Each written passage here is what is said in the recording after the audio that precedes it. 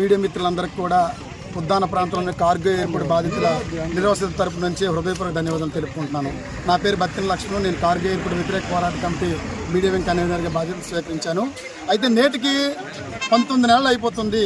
ఒక పచ్చని ఉద్దాన ప్రాంతంలోన ఒక విధ్వంసమైన కార్గో ఎయిర్పోర్టు తీసుకొచ్చి మా ప్రాంతంలో ఉన్నటువంటి ఏవైతే సుమారుగా 5 రెవెన్యూ గ్రామాల్లోన సుమారు 20 గ్రామాల ప్రజల యొక్క మానసిక స్థితిని, వాళ్ళ యొక్క మనోభావాల్ని, వాళ్ళ యొక్క స్థితిగతుల మీద పూర్తిగా ఈ ప్రభుత్వము వివిధ రూపాల్లో ఉన్న సర్వేల పేరిటని, పోలీసుల పేరిటని, లేదంటే అధికారుల రూపంలో వచ్చి మా యొక్క ప్రజల్ని భయభ్రాంతులకు గురి చేయడము నిజంగా తీవ్ర దిగ్భ్రాంతికి లేదా తీవ్ర ఆవేదనకు కూడా మేము లోనవుతున్నాము.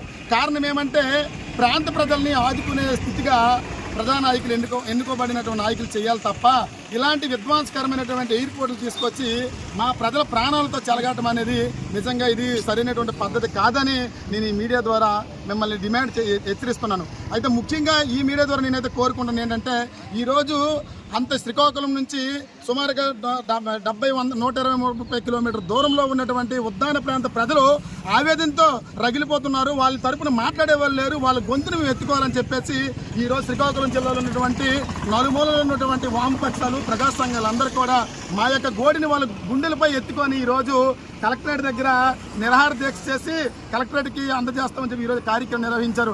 నిజంగా ఈరోజు వామపక్షాలైనటువంటి మీ అందరికి కూడా మా బాధ్యత తరపు నుంచి మేము ఉన్నంత వరకు కూడా మిమ్మల్ని ఎప్పుడు కూడా గుర్తుపెట్టుకుంటామని, అయితే మా ఉద్యమానికి మీరు మరింత సరైనటువంటి గైడ్లైన్స్ ఇచ్చి ఈ ప్రాంత ప్రజల తరపున మీరు మాకు మద్దతుగా ఉండాలని ఈ మీడియా ద్వారా మరొకసారి రిక్వెస్ట్ చేస్తున్నాం. ఎందుకంటే పాలకపక్షం అనేది చాలా దుర్మార్గమైన చర్యలు తీసుకుంటుంది.